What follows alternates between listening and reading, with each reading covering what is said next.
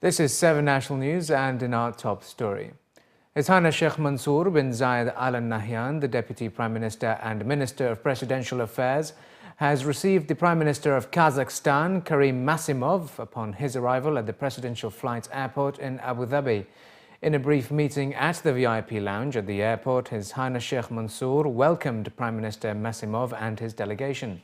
The two sides had friendly exchanges and reviewed the cooperation and relations between the two countries, as well as ways of developing and enhancing them in various spheres. The UAE Minister of Energy and the Ambassador of Kazakhstan to UAE were also present at the meeting.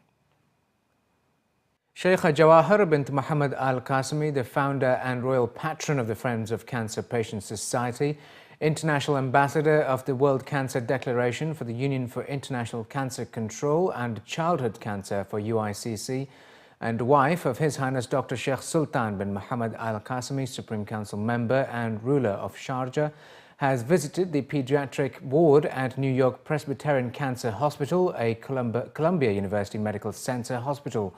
The hospital is one of the oldest hospitals in the U.S. with a pediatric ward that is unique in its application of the Child Life program. According to this program, the ward uses toys and drawings in disease management to help them cope with treatment. During her presence at the hospital, Sheikha Jawahar launched a new international initiative under the title Heroes Bag. The initiative would present special bags of books, toys and other gifts to children with cancer, helping them cope with the treatment and ease their suffering. Sheikha Jawahar toured the hospital and listened to an overview of services offered to children in general and to children with cancer in particular.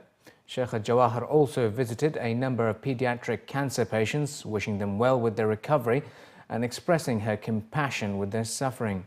She also read stories with the children and painted with them before surprising them with heroes' bags with books and toys at the end of her visit.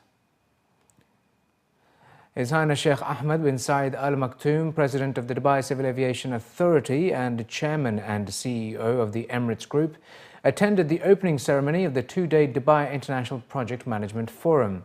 His Highness Sheikh Ahmed, together with His Excellency Matar Al Tayar, Chairman of the Board and Executive Director of the Roads and Transport Authority, officially opened the forum, which will discuss the challenges and prospects of the project management industry in Dubai.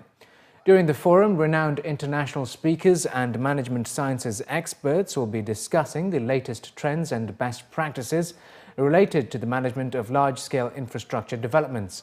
Whilst delivering his keynote address, His Excellency Al Tayar reaffirmed the Emirates' position as the leader in the development process in the region.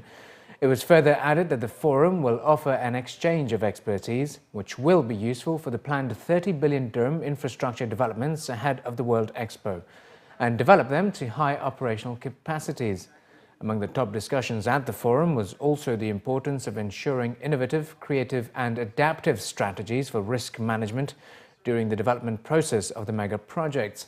According to an official from the RTA, leadership and knowledge management are vital for delivering efficient results. The main key factor would be to have a competent leader or manager for the PMO itself. Then we're giving a recipe of 4 items, how that person can use these 4 items to in the daily management of the PMO. And in each one, we're detailing why exactly. So, for instance, let's take the knowledge management. In knowledge management, we talk about 2 parts here. The knowledge management within the project management area itself, and the knowledge management of the functional area of the organization that this PMO belongs to. When we think about mega projects, we think about their potential to actually change the world we live in. That's why we're so inspired by them. But we've got to remember that they have to do that with the acceptance of the environment around them, the people, the technology, the regulatory environments. What we've got to do is get much better at sharing globally our knowledge of how to introduce these mega projects. That's what we've been trying to do with our mega project cost initiative, really, to gather together this global experience to make sure that we can introduce these really huge, complex, important projects in a really effective and cost-effective way.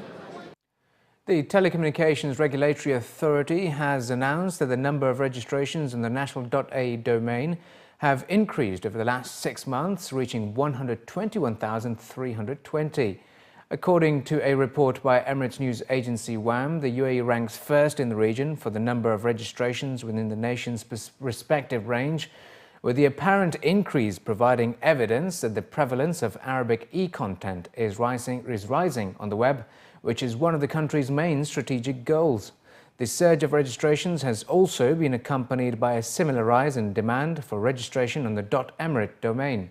The domain names are available for individuals and businesses to use for specific periods of time and are subject to terms and regulations consistent with the Competent Services Agreement set by .aeda, the regulatory body and registry operator. In line with the World Heart Day, Majid Al Futtaim have revealed statistics derived from heart health screenings as part of Go Red for Women conducted in its shopping malls across the region.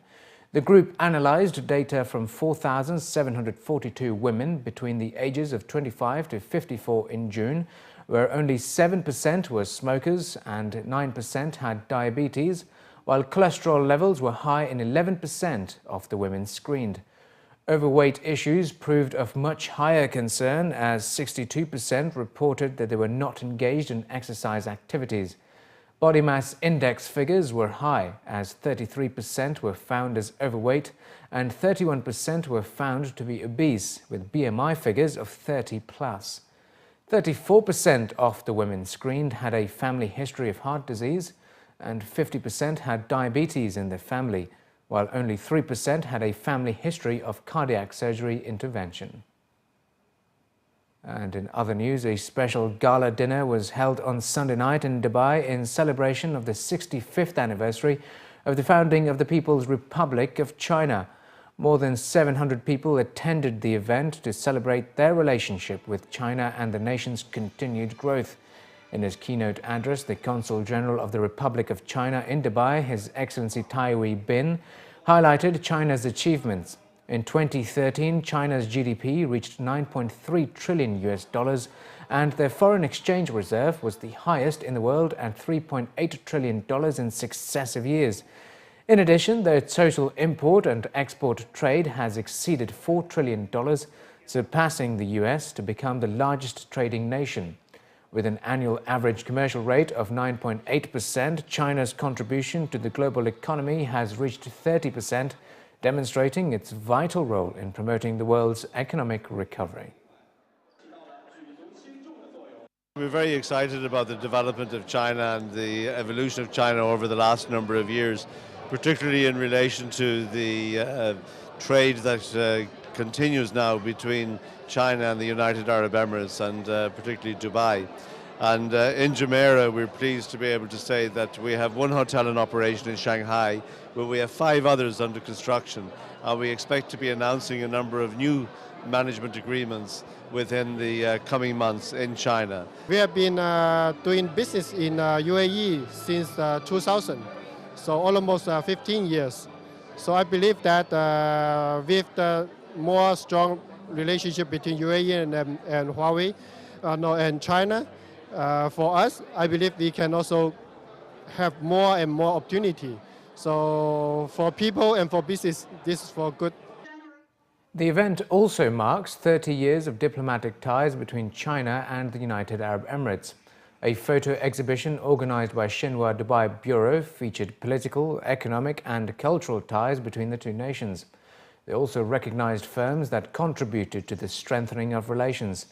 There are more than 300,000 Chinese nationals living in the UAE at present and over 4,000 Chinese companies.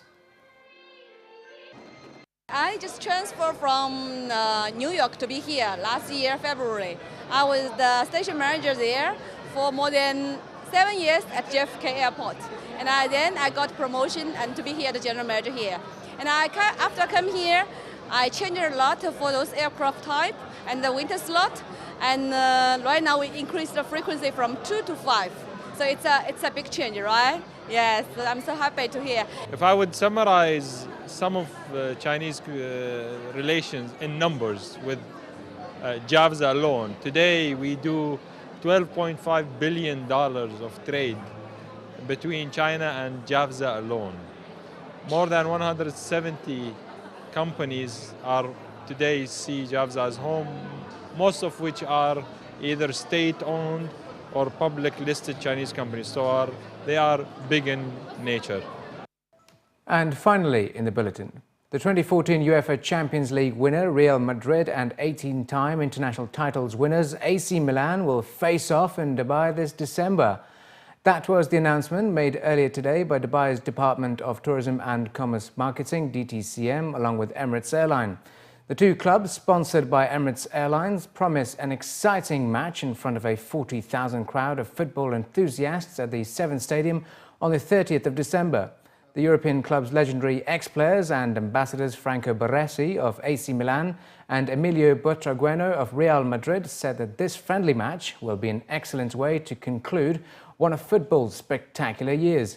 Emirates Divisional Senior Vice President for Commercial Operations Centre, Sheikh Majid Al says this is poised to be another success. With Emirates flying to over 140 destinations across 6 continents, they hope to bring more people together with huge sporting events and give them more reason to see and enjoy Dubai. For us, the sport is part of Emirates' DNA, part of our strategies, marketing strategies. Since the launch of Emirates in 1985, we've been associated ourselves with the sport in all different type of sport, particularly football is very popular in this region and around the world. Having AC Milan and Real Madrid coming to Dubai to play a match, which is going to be a really fantastic opportunity for Dubai resident and the people who will be visiting Dubai during that week. I guess this is something that we always build up to bring more people to Dubai. We are delighted with our alliance with Emirates. I have to say that they brought good luck to the club because, in their first season as our main sponsor, we were able to win the Champions League. That, as you know, is the most prestigious club competition in the world. This partnership strengthens the club and give us a presence in the Middle East, in a region which is very, very important from the strategic point of view for the club. With tickets starting from 200 dirhams, the DTCM say they are confident that the event will be sold out immediately and will contribute to the growth of the local sports industry, particularly football. Having such big teams, we will have training sessions. It is an opportunity not only for fans, but the trainers who train different clubs who are working here to have the opportunity to come and watch the training sessions and learn from the latest or the top clubs on how they train their players. So it is all beneficial, not only to the fans, but the sporting or the football community in the Emirates.